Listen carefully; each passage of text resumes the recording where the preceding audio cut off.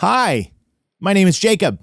And yes, today we're going to be talking to Hi, my name is Jonny Polonsky. If you don't know what I'm talking about, in 1996, Jonny Polonsky released his solo debut album on Rick Rubin's American Recordings label, and it was called Hi, My Name is Jonny. And that's exactly what he was doing. He was saying hello to the world. A prolific songwriter, guitarist, multi-instrumentalist, Jonny Polonsky has gone on to release a lot of albums as a solo artist. He's collaborated and worked with amazingly talented musicians, and I'm so happy to have him on the show today. We've had the opportunity to hang out just once, but I'm looking forward to making that many times over. So let's get into it. Let's start this episode. It's time to talk to Jonny Polonsky. Let's go. Things are gonna change, I can feel it. If this gonna be that kind of party, I'm gonna... Waterproof Records.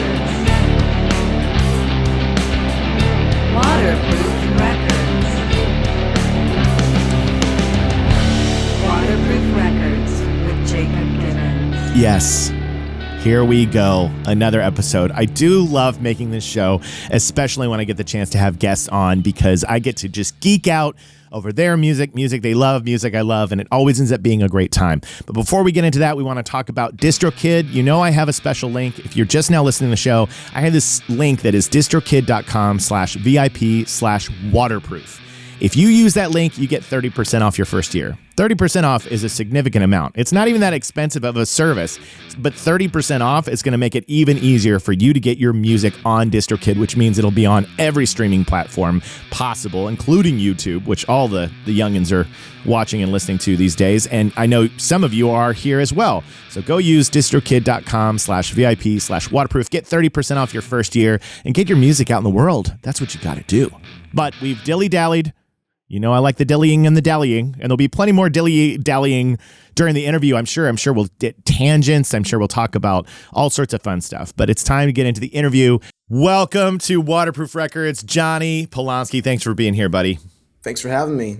Yeah, man. So great to have you here. We've gotten a chance to cross paths now 3 times. The first time you were unawares of my presence. Second time was a crowd meeting. Third time I came down to see you play. But the first time I bet you're curious about, right? Yeah, what was the first time? First time was at the Loose Groove record release party that was at that location. October. Yes, last October. Yep. So this is a great kind of start to the show, which is I get invited to this thing, and for those who don't know, Loose Groove Records is it's Stone Gossard and Regan Hagar. I don't even know. Regan goes by Regan. It's their record label, so I get an invite, and it's just a slew of bands on this label. So I'm super stoked about this intimate show. It's a smaller venue, and just, you know, one after the other artists are coming up there and playing that night. And it was just such a cool experience. Stone was there, and then I see Jonny Polonsky take the stage and rocks it. Just gives so much energy, so much, passion into your songs and performance. And I was like, why do I recognize this guy's face? What is so familiar about Jonny Polonsky? And then it hits me. I'm like, oh, it's that album cover from 1996. Yeah, that was a fun night. It was a fun night. Yeah, it was a fun night. Yeah, so that's the great thing about your face is on Jonny's debut album, he introduces himself to the world, tells us all his first name, and we get to see a nice close-up shot of his face, so we'll never forget him. Yeah, you don't have to check ID. You know? Exactly. You could have used that at any like concert or venue where they're like, hey, can I see some ID? You could just pull out the CD. That's right. Here it is. And then so that night I saw you perform. You killed it. You crushed it. It was amazing. And then the second time, I'm at No Values, and I'm wandering around. I'm by myself that day. I run into a buddy there, but I'm just kind of rolling solo. And I look, and I'm watching Iggy Pop. I'm watching him on stage, and here comes Jonny just right past me. And like a weirdo, I go and tap him. I'm like, hey. That was cool. I'm glad you said hi. Wasn't that an incredible show? Oh, man, what a blast. Iggy's what, 77, 78? I mean, that was amazing. That was my biggest takeaway from that, seeing him on stage, was I thought that's the goal. right? Yeah. That's the, like, to be 78, shirtless, on stage, fearless, and still just kicking so much ass. You It's gotta amazing, love Iggy. man. I saw the Stones the other night, and Mick and Keith are both 80. The band was incredible. Everybody just played great and sounded great. And, Yeah. at one point, like, what is it, like 35,000 people or 40,000 people or something at the SoFi Stadium? It's insane. There's someone's grandpa is like completely just enthralling the entire crowd. You know what I mean? Like I know. I Mick know. is so compelling. I've never had the chance to see the Stones play, and I think I'm running out of time. I think people have been saying that. People have been saying that for maybe a decade or two. They've been like, well, they might stop touring, and they're still going. But now I do feel like we're getting close to one of those years where they say, this is it. We're done. We're not touring I mean, anymore. 80 is one thing. Like 85, 86, it seems like it'd be something else. But they're playing Saturday night. Grab a ticket. What am I doing? I gotta go. Oh, well, that's incredible. And then the final time that I get to see Jonny and actually kind of hang out with him a little bit. I mean, he did have a show to play, but I got invited to go down and see you down, I think, Venice. Mm-hmm. And you're playing with your band 70 with Tim Comerford there from Rage Against the Machine, and you guys also rocked it. That was a great night. Yeah, that was a fun show. That was our second show ever. Really? Yeah. Yeah, That's we just awesome. started playing out. We've been making music for a few years. Like I just moved back to Los Angeles about 6-7 months ago. I was living in New York for a while, so I knew Tim previously. Like I'd lived here for years in LA. Yeah. And one of my day jobs was working for Audio Slave, which is how we met years ago. And we stayed in touch and just started like trading files back and forth. Maybe like 3 years ago. It's been a while. It's been a minute. We only just started really playing as a band, when I moved back to town in January. Yeah. I love that your day job was Audio Slave. Yeah, it was a good one. That's Buy like such lunch, sit around, watch Chris Cornell sing for 6 hours. Oh my God, what a cool experience! Yeah. Jonny Polonsky has been cranking out tunes, since 19. I mean, God, you've probably been cranking out tunes since you were a little kid. Yeah. But the world finally got to hear them around 1996 with your debut Hi, My Name is Jonny album, and you've been very prolific ever since, and also just an incredible resume of all the amazing, talented people that you've worked with and crossed paths with and collaborated with and toured with and recorded with. It's just incredible. When I go down the list, and it's just, I don't know, I'm a music lover and a music fan, and to be in such good company your whole life just seems like a dream come true to be able to have that. Yeah, man, it's been cool. It's just it's just interesting to see, like, as you, I don't know, just get out in the world and do stuff, just like who you cross paths with. Yeah. And that's one of the coolest things about living in LA for me, coming from Chicago. I realized, like, it's just exactly the same. It's just like in Chicago, there was just a big community of players and community of just people seeing each other, and it's the same thing. It's just, the difference is it's like, these people already. They're in your record collection. So it's a little surreal at first, coming to Los Angeles from somewhere else. It's like, wow, like, I don't know, you just end up like working with people and hanging out with people, and it's just life. It's cool. Yeah, I'm having the same surreal experience in my older years now, because here I spent, 20 years pursuing so many other avenues, acting, writing, and then just having these videos bring me to all my music heroes. You know what I mean? It's just, I'm living my best life right now. Like if I could go back and tell 25-year-old Jacob that, when he was 45, he'd hang out with all the rock stars and musicians and have them come on a podcast. First he'd go, "What's a podcast?" Yeah. We do share a Chicago connection. I didn't grow up in Chicago. I'm originally from Tulsa, Oklahoma, but in 1995, my family picked up and moved to Wheaton, Illinois. There you go. Yeah, Wheaton. And my mom got a job teaching at Wheaton College. And what a weird town. I don't know if you know much about Wheaton. I've never been to Wheaton. I know the name, but I grew up in Wilmette. Wilmette. Yeah. Yeah, you're north up by the lake, right? North of the city. right on the lake, and it's the last stop on the red line, which was great because I could get. Yes. I loved Wilmette. It was a cute little town, but it was great to be able to like get into the city. You know, when I was Yeah. 12, you go into like head shops and go to shows and stuff. Everyone else was landlocked. You know, I had the train. Yeah, you did. You did. Yeah. It's very cool. Wilmette, I've been up there before, and so Wheaton is this kind of like it's Wheaton is Billy Graham's college, and so the whole town has this kind of like Stepford Wives vibe. Like everybody's like Religious sheen. Yeah. Yes. And so it was a strange kind of culture shock. Even, and this is funny because I came from Tulsa, which is the Bible Belt. Yeah. Which it's everywhere there, but when I was in Wheaton, it was strange. But I started to kind of make friends in the Naperville and the surrounding areas, and then I went to University of Illinois.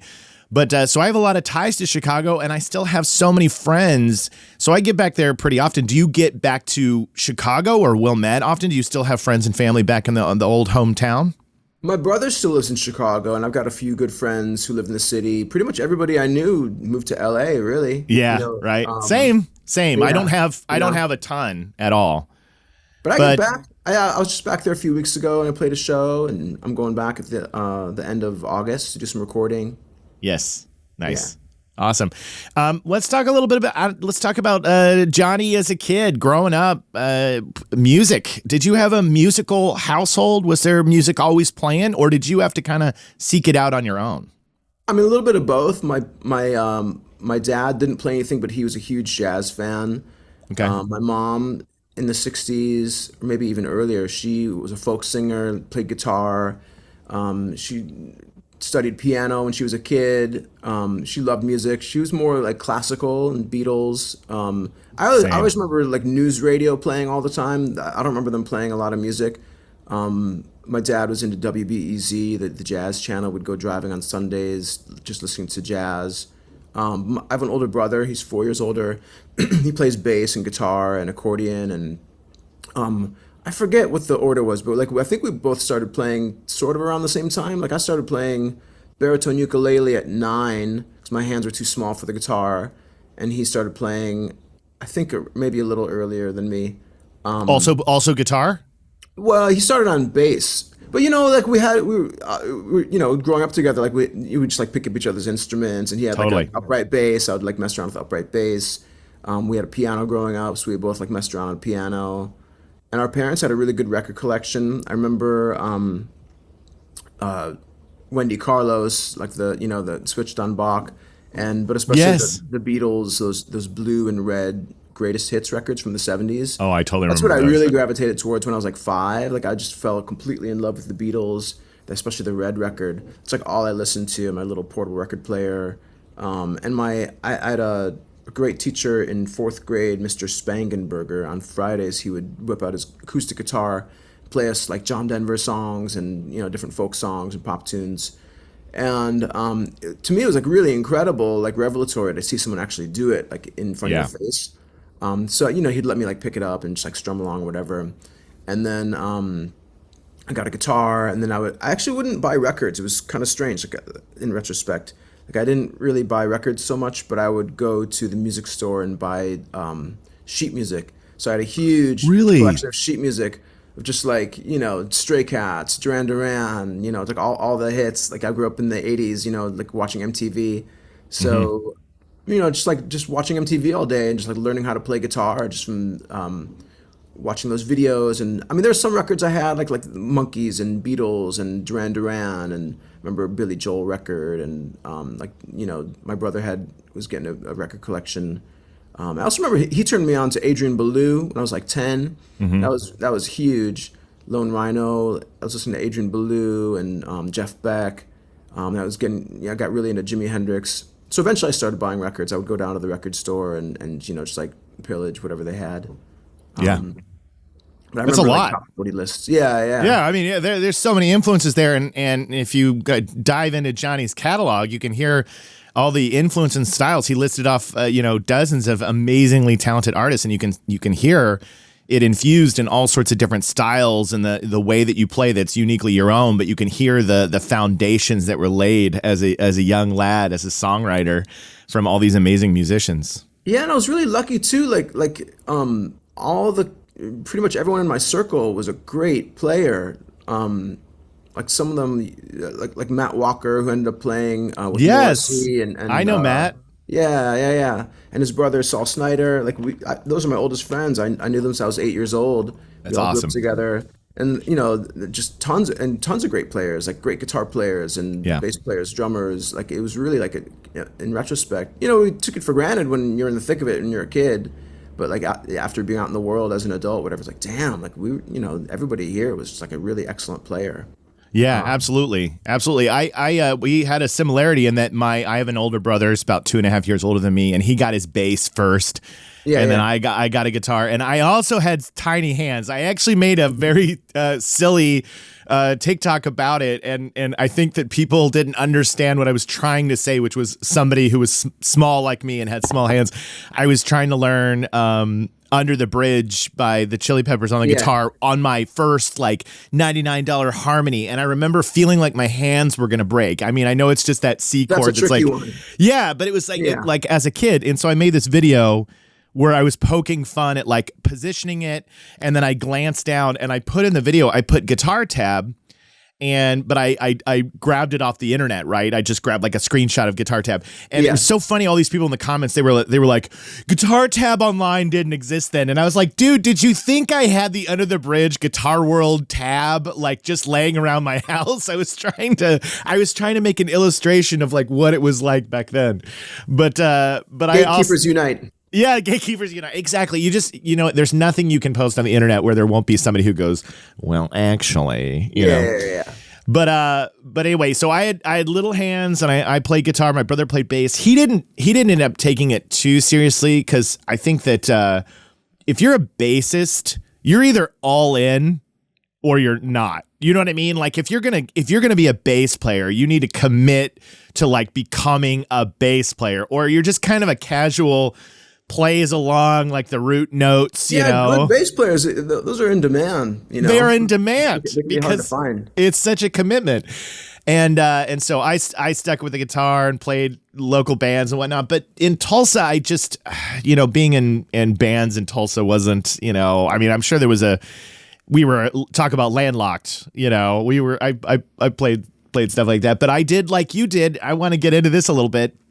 The home recordings, because I went and sought out the amazing Jonny Polonsky home recordings that are these that you've put out, which are so great. But I'm getting ahead of myself, because what I want to get to really, so we can open this door, is when I asked you, I said, you come on Waterproof Records and you got to tell me what your waterproof record is. And the easiest way I can short explain that to anyone, it's the record that kind of changed so much for you. It like changed the trajectory. You are a lot of who you are to this day because of this album. And so would you tell my audience what album you chose as your waterproof record? I chose All Shook Down by The Replacements. It could be, there's so many records that could fall under that aegis. I mean, Jimi Hendrix, Are You Experienced, and, Nirvana, Nevermind. I don't know. There's so many, but I know. I don't know. I chose All Shook Down. I just really, really love The Replacements. They got me back into songwriting. I started out songwriting when I started playing at 9 or 10, but then got really into guitar players. And when I was 15 or 16, I heard it was I'll Be You when the previous record, Don't Tell a Soul, came out.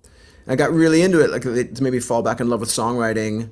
I mean, people have been talking about The Replacements a little bit, when they reformed 10 years ago, or whatever it was. But I just think, for me, that's just one of the greatest bands that ever existed. And I just think that Paul Westerberg is such an underrated, incredible songwriter and singer. And that record is, that was their last record, and a lot of people don't even consider it a real Replacements record, because it's a lot of sidemen. There's not even the full band on, I think, more than one or two songs. Which I get, like, for the spirit of the band, like I think like earlier records like Hootenanny or Let It Be, Tim, like that's more like the spirit of like the raucous, kind of shambolic, drunken whatever. But I love All Shook Down. Like the songs are just incredible. Like I just think they're really beautiful songs. And one thing that's sort of interesting to me is that it's very much a rock and roll record. Like the Stones, Johnny Thunders and the Heartbreakers, the Faces, that kind of stuff. And I love that music too. It's usually like boogie music, you know what I mean? It's like just like an up Sure. vibe. And the thing that's interesting to me is like All Shook Down is very like melancholy, but it doesn't drag. It's like a real cool balance of rock and roll, like real rock and roll, where there's like a buoyancy to it and an uplifting feeling, but it's also the songs themselves and the melodies and just kind of the vibe and it's kind of, there's a shade to it that you don't really hear done very well in rock music usually, or at all, Yeah. because Yeah. he's a singer-songwriter fronting a rock band basically, which was kind of an unusual thing. Yeah, absolutely. And when you chose it, and I'll tell you that every guest, especially musicians that come on this show, and I ask them for one, they're like, this one, but I also have this one and this one and this one. We're music addicts, we're music lovers. You're a songwriter, you're a singer, you're a guitarist. It's really hard to choose it. But I thought this was a great choice. Paul Westerberg, like you said, this is the last Replacements album, and really this is where his vision as a singer-songwriter probably gets to be the most succinct and the most complete, right? Because you have some of these guys coming in, but he's able to really put a touch, and it is the end of an era. So like you talked about that bit of melancholy, I think it's the focus is more on the songs than on the band, which isn't, it's not a positive or negative. It's just like it is what it is. Yeah, it almost reminds me of the last Pixies record, the first version of the band. Yes. Trompe le Monde, which is what I got into on the Pixies, and it's still one of my favorite records. I think it's not the best demonstration of the vibe of the band, but the songs are incredible, and the playing is incredible. Like I think the band still really shines, but to me, Trompe le Monde and All Shook Down share it's a focus on the songwriting and on the melodies, and less so on just the vibe of the band. Like to me, like Pixies. Listen to like Surfer Rosa or something, where it's very much like a four-headed unit. Yes.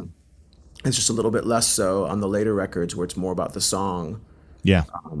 What's a song on All Shook Down that really stands out to you, or more than one, but is there one that you're like, this is probably my favorite track on the record? I love Happy Town's a great one. I love Merry-Go-Round, the first song on the record. Someone Take the Wheel. Another thing I love is Charlie Drayton's drumming. He's a drummer. He's played with, back then he was on like practically every record out. That was 1990. He played on Love Shack, and half the Cosmic Thing record with Beefy-Twos. He's better known probably as the bass player in Keith Richards and the Expensive Winos. But I love his drumming. He plays on Someone Take the Wheel and Merry-Go-Round. It's just a great, it's just a great feel, really unique feel. Got like a classic Stones vibe to it, but it's not like at all retro. It's like they bring it into their own thing, and it still feels contemporary to me. And a lot of rock and roll records, even my favorite ones, like it's just like this loose kind of, you can tell they're playing pretty much live in the room. And there's an element to that, to All Shook Down, but there's also like a very constructed, and I don't mean that in like a rigid, stiff way. I mean just like you can tell it's like a masterwork, like the layers of guitar, that you usually find in like a pop record or more of a avant-garde thing or something. Like this is just a straight rock record, but it's like it's full of so much feeling, and the layers of acoustic guitar and different tones on the electric. It's kind of hard to describe. You just have to kind of hear it. It just really has this like extraordinary. What they ended up making was just very unique. Yeah, it's a great choice. I love it, and it really is representative of so much of who you are as a songwriter, as somebody. It's all about the songs. It's about the songs, and that has been something that has been a constant for you in your career, I believe. I mean, the song is the essential thing. Like to me, like you got to have the song. But it's all sorts of things like the groove and the drumming. Yeah. Like drumming is crucial, and just how you dress a song up, like what the sounds are, and like how the bass is played, and like everything. Like it all goes into one thing. But yeah, I mean, if you don't have the song, it's like what's the point? You know what I Right. mean? Exactly. Like all the dressing without the Christmas tree. Yeah, exactly. Kind of And a tree. just a treat. Back in time, we're going to wind back the clock for those who are listening to the show and don't know some of the incredible elements of your story and what brings you into making music for a living. Is it's a very unorthodox path.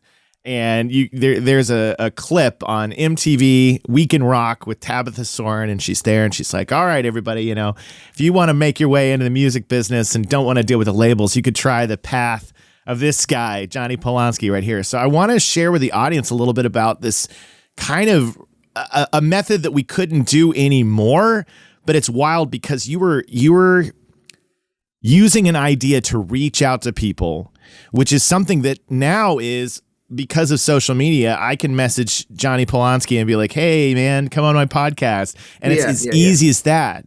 But back when you're a teenager, you dream up this idea, you think of this concept, and it changes your life forever. And I wanted you to talk a little bit about, you know, calling up your heroes on the phone. Yeah, I mean, it was just a very different world back then. We're talking like, I guess around 1991 when I was 17, 18.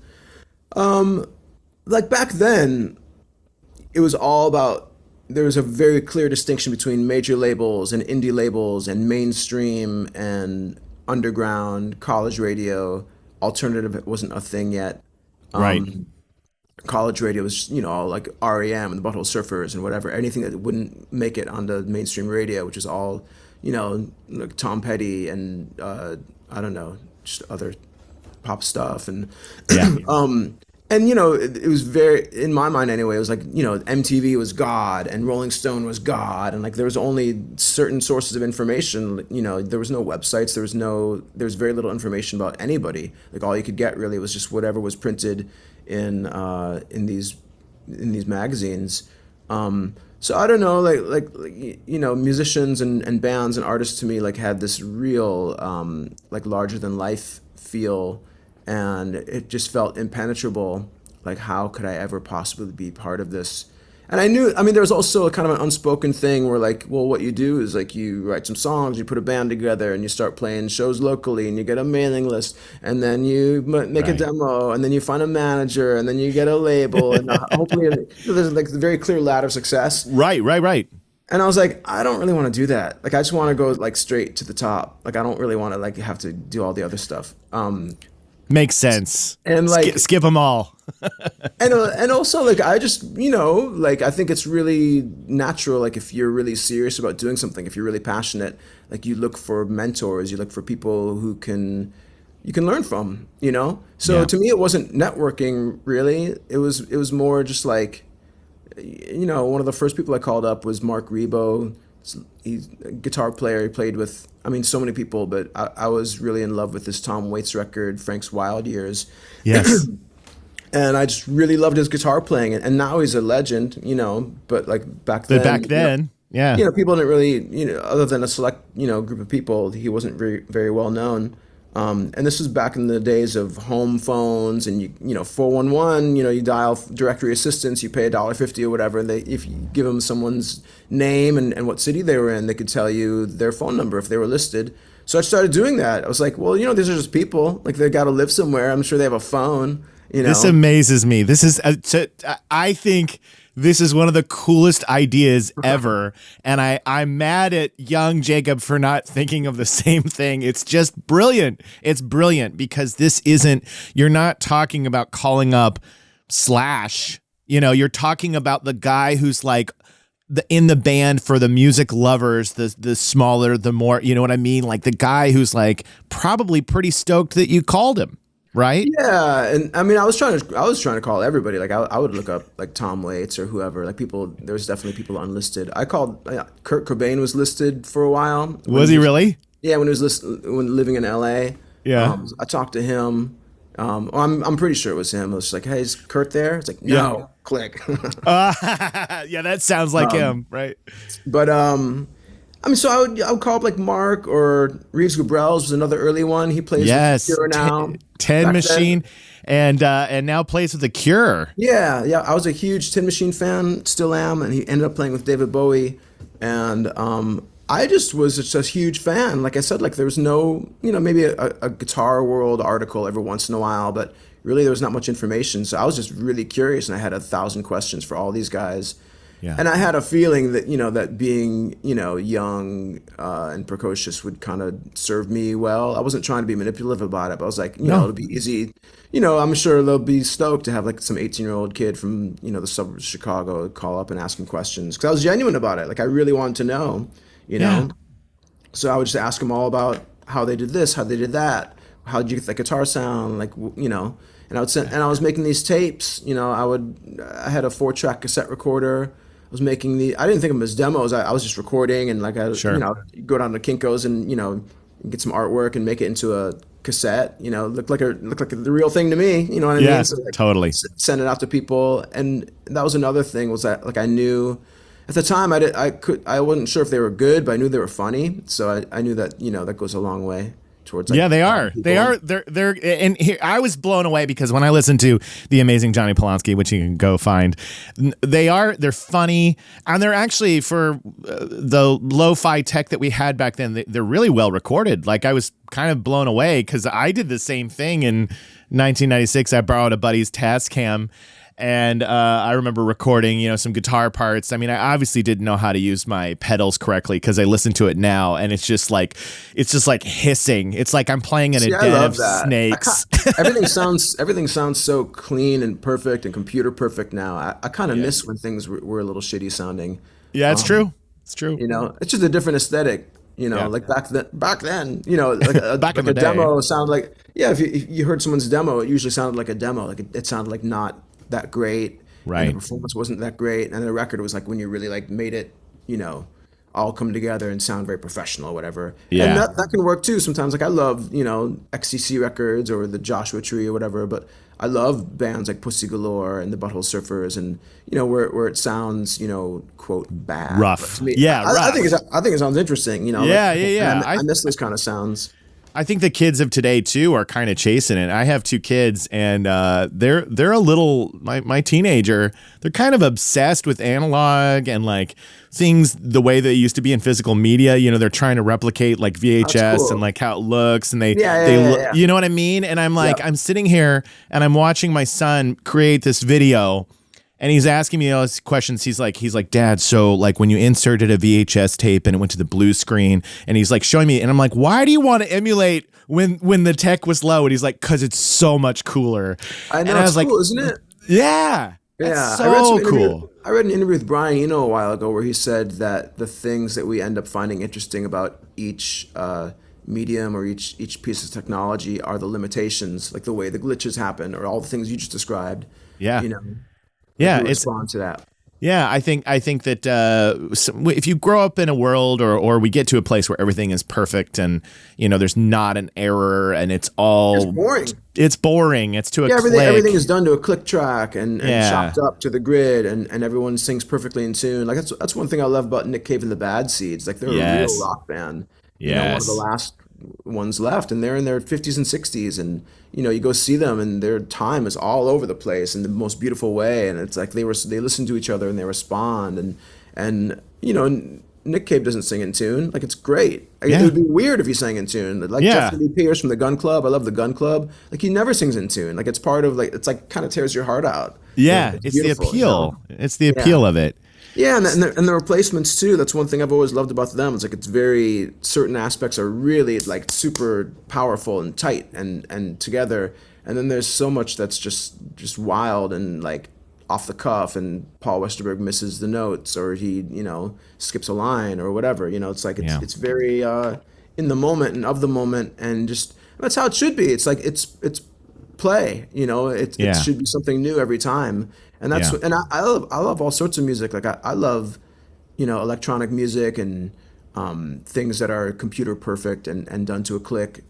But I also really miss people getting up, just like 2 or 3 or 4, however many human beings just getting up with their instruments, and the music doesn't start until they physically attack their instrument. Yeah, and whatever absolutely. comes out is how it comes out. And even if it sounds the same as sound check or the night before, like it can never be exactly the same. Like it's always changing a little bit. Yeah, it's not, it's allowing, you know, it's an art form and we don't have to be so precious about it. It doesn't have to be delivered to people in this way that you go, I can't have any mistakes. It's like, no, that's the whole, you know, if we're heading into this world of AI, you know what I mean? It's like, we gotta allow and love and embrace every single human error we make, because that's what separates us from the machines. You know? I don't think mistakes are even mistakes. They're not even necessarily There you go. bad. Like to me, the real mistake is when you can sense, consciously or not, that somebody is like embarrassed or ashamed that they didn't do something that they thought they meant to do, or you know what I mean? Like it's the That's a good feeling point. that comes through. That's a good point, right? It's not a mistake. It's what we deem a mistake, but it's, you know what I mean? It's not a mistake. It's just an event that occurred. It's just an event, yeah.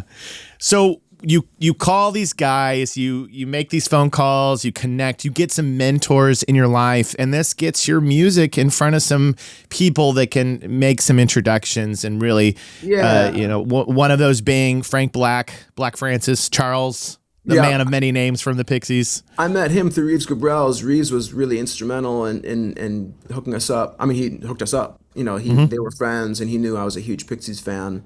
Yeah, and he gave Charles my stuff, and he started calling the house. I remember like being at home or whatever, and I would hear the phone ring, and then like half an hour later my mom would be like, Johnny, Charles on the phone for you. And like he'd been talking to my mom for like 20-30 minutes. Just that's so great. Away. That's so great. Just my mom and Frank Black catching up, talking about casserole dishes and probably so that was truly incredible. Like, I mean, I'm forever a Pixies fanatic, but especially back then when I was like 18, 19, 20, that was just my favorite band in the world. And to have him calling my house and to be gushing over the tapes I was sending him, it was so, dude, it was so inspirational and really like cool, you know? Yeah. Like, I think that's the word. He got me set up with his manager at the time, this guy Ken Goes, who was the original Pixies manager. So Ken became my manager. I came out to LA. I was living in Chicago. I came out to LA where Frank was living, and he produced a demo, and that got me signed to American pretty quickly. Just Rick Rubin, everybody, American, yeah. Wow, and so that's where it begins, and then you know, you've had so many different, you know, experiences as a musician, from the albums that you've released, from the people that you've collaborated with, bands like Pucifer. You've worked with Neil Diamond. You've worked with, I mean, the list just goes on and on. I was curious because you might be surprised to hear this, but I love Neil Diamond. I grew up on Neil Diamond. Is he a great dude? Yeah, totally. Yeah, that was great. That was incredible. I mean, this was when I moved. This was like 2004, I think. So I'd been living in LA a couple of years, and my day job was working over at Rick Rubin's place. Just like, I mean, he was bringing me in to ostensibly be an engineer, but I knew I didn't want to be an engineer. Sure, it's just not my thing. But you know, of course, I said, yeah, like I'll hang out. Yeah, or you know, just like do whatever duties there were. So one week I'm like setting something up in his living room, and then the next week they asked me to go to Neil Diamond's studio, and he was recording a new record. And it was me and Benmont Tench and Mike Campbell from Tom Petty and the Heartbreakers. Nice. Smokey Hormel playing bass. He's played with Beck and Tom Waits, an incredible player. Matt Sweeney played in Swan and Queens of the, or like Iggy Pop, and it's like an incredible band. And Neil was super cool because I grew up on Neil Diamond too. Like I love those records, like especially the '60s records. Oh yeah. Yeah, there was one take I remember. We were all like sitting in a circle. We all were playing at the same time, and it was quiet. And I just kind of absentmindedly go, no. And he turned to me and go, "Was that Springtime for Hitler you were just playing?" I was like, "Yeah, Neil, it was." So I was trying to see if I could get him to say the word Hitler, you know. I don't know. It just seemed like a surreal thing to have. Seemed like a fun game to play. See, can Yeah. I make Neil Diamond say Hitler? I think I can. Springtime I did it, for yeah. Hitler. For those of you who don't know, I grew up in musical theater as well. So that's from The Producers, That's an right. amazing musical, which is absolutely hilarious. Mel Brooks. It's comedy. It's not fascism. It's comedy, guys. It's comedy, and we need comedy now more than ever because things are Because of fascism. Yeah, because of fascism. But yeah, Neil Diamond. That's one of those things that I have yet to make my love of Neil Diamond Instagram reel or TikTok video yet. But I was a big deal for me growing up. My mom would play like the jazz singer, and I remember when America would come Love on on the and Rocks. yeah, Love on the Rocks. Ain't no surprise.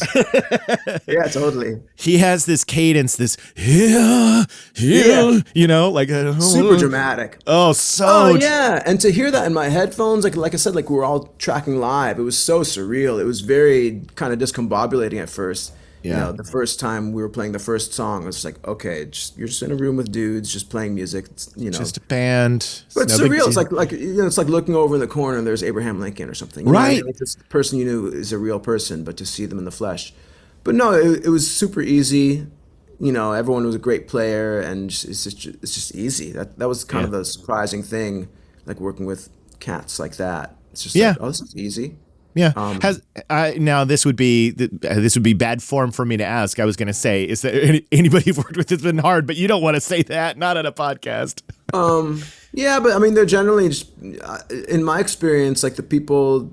It's not about fame or whatever, but like people that get to like a certain level, it's just like I don't know, maybe it's a confidence thing. It's like Yeah. they just do what they do, and they know what they're good at, and they know their limitations, and they just focus on their strengths, and there's not generally a lot of insecurity or just this is just what we're doing, and you just do it, and it's, what's the big deal? Like we're just playing, Right.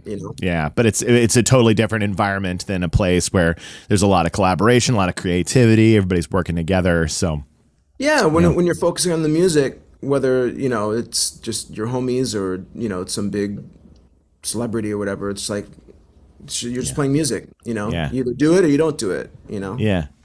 Well, you put out you put out a lot of records over the years, but I was going to say just in the past year, in 2023, you released an album, and you just released another album this June, but they were kind of recorded. Like the release is the reverse, really, because the one that just came out is the one that took a year and a half to put together and has, all sorts of high production elements to it. And the other one that came out first was more just a bunch of like recorded stuff that you had made at home. Is that correct? The between the two albums? Yeah, Okay. I mean, the one that just came out was finished before the one that came out last year, and that's because I met Stone Gossard a couple of years ago, I guess maybe 2 years ago or so. The record that just came out was mixed by Alan Johannes, who's an incredible He's great. Yeah, he's Yeah. a fan and an incredible musician. He's played Yeah. with Queens of the Stone Age. He had a great band called 11. He's played with everybody, like co-producer and co-writer with Chris Cornell and Mark Lanigan, and just a great songwriter, great singer, great musician. Anyway, so he mixed the record. When I was thinking about who to release it, I asked if he. I think I might have brought up Loose Groove. He's like, yeah, I know Stone. I was like, okay, cool. So he just gave it to Stone, and like Stone was into it, and that was it. So it was real simple. And so Stone asked if I had any other songs lying around, just out of curiosity. It's like, yeah, here's a playlist of 60, because I've just got tons of songs. Right. So for what I don't know, no reason particularly. It's just like, would you be down with just putting it together another record and just seeing where it leads? It's like, yeah, sure.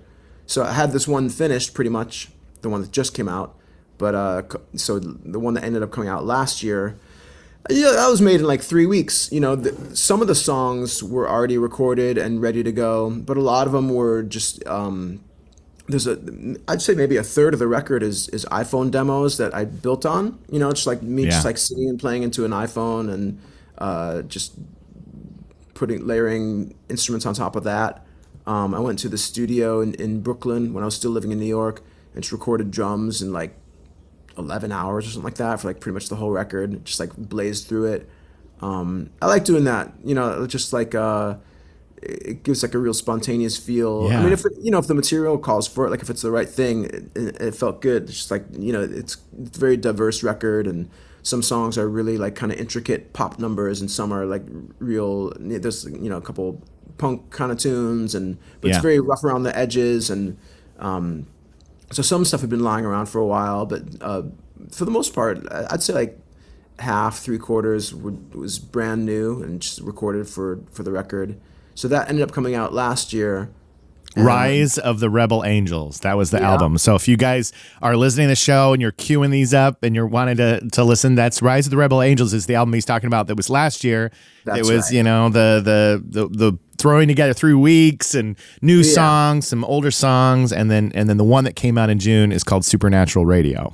Yeah, and Rise of the Rebel Angels, I played pretty much all the instruments with the exception of 2 songs. And this new one on Supernatural Radio, it's got a ton of guest musicians.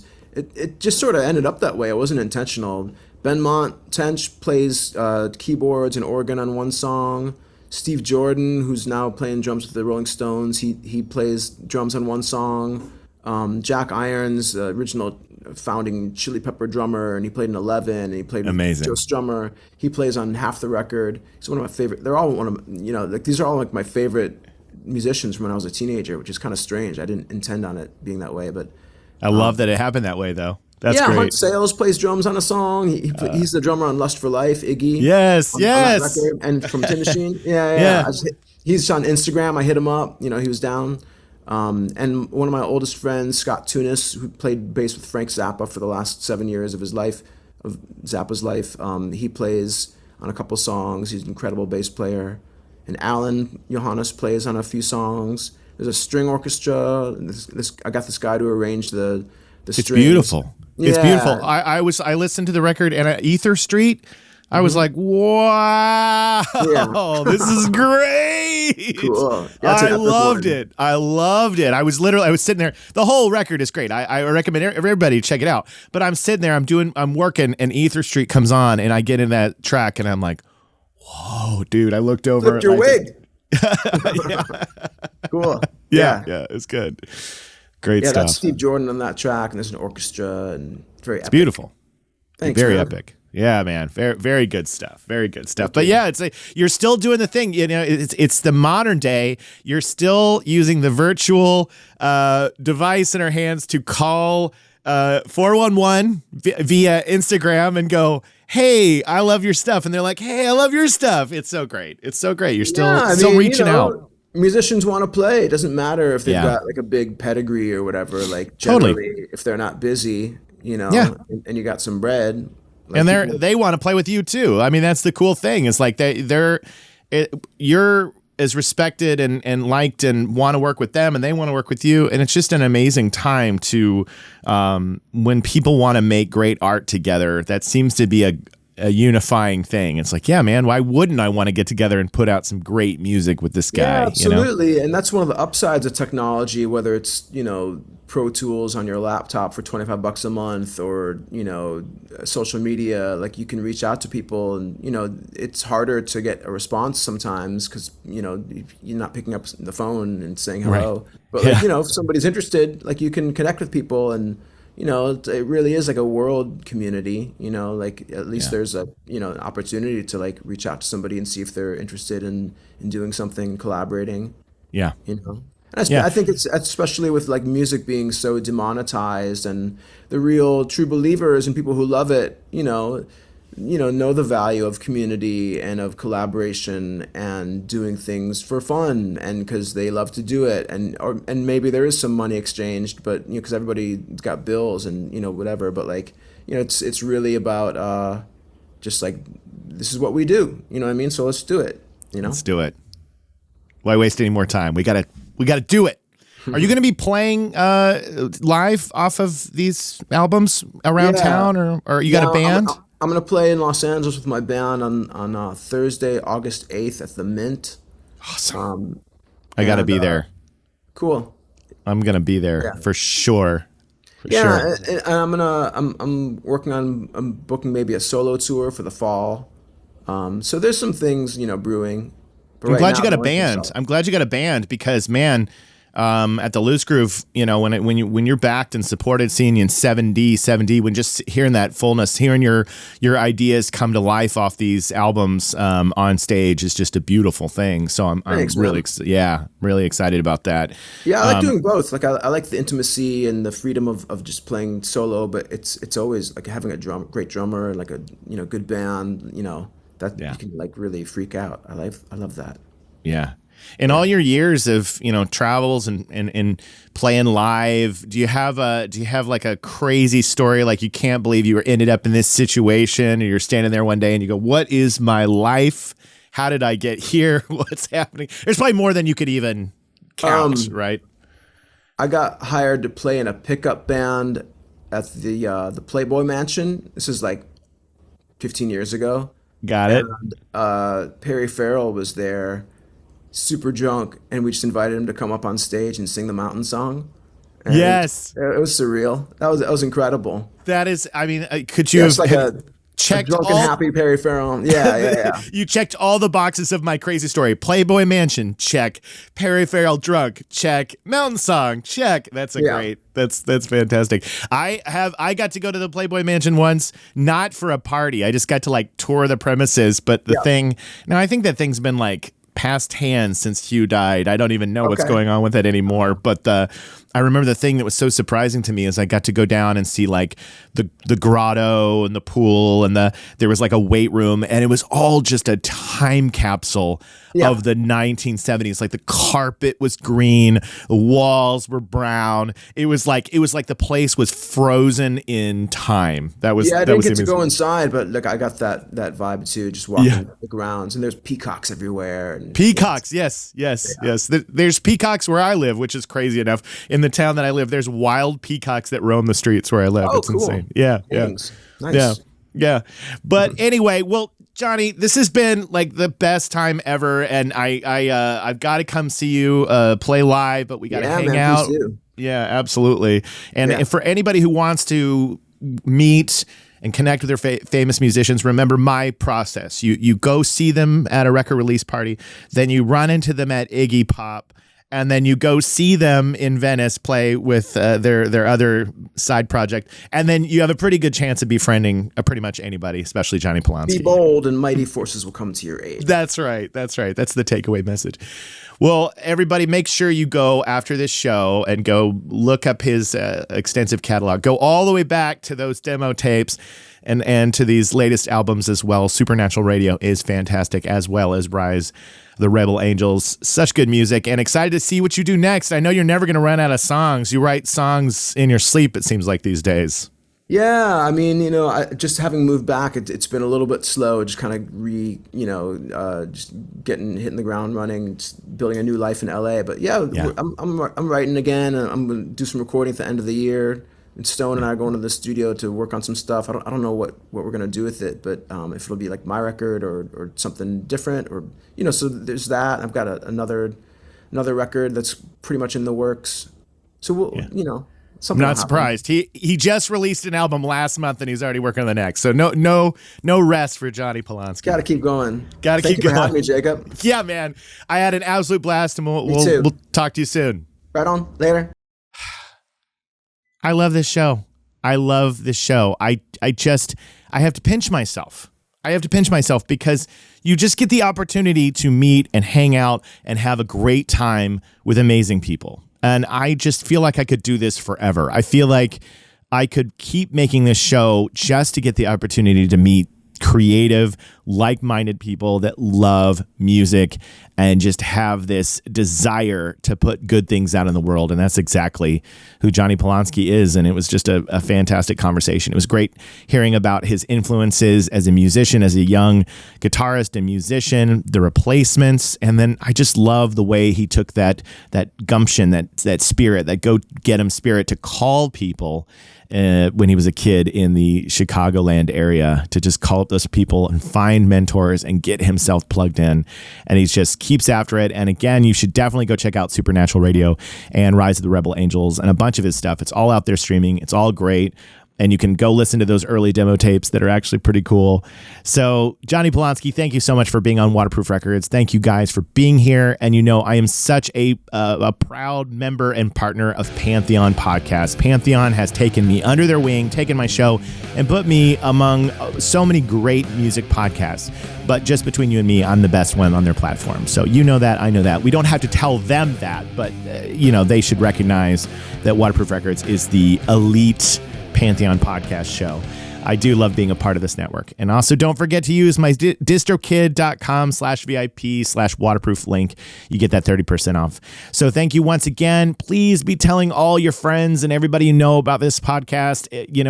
I can't make this show the greatest podcast in history without your help. So I need you. Yes, you. You have to tell everyone. You have to say, what are you doing not listening to Waterproof Records? Do you know how many times I post an Instagram or a TikTok of a clip from this show and people go, I didn't know you had a podcast? That happens so many times. No matter how many times I put a video out, they're like, you have a podcast?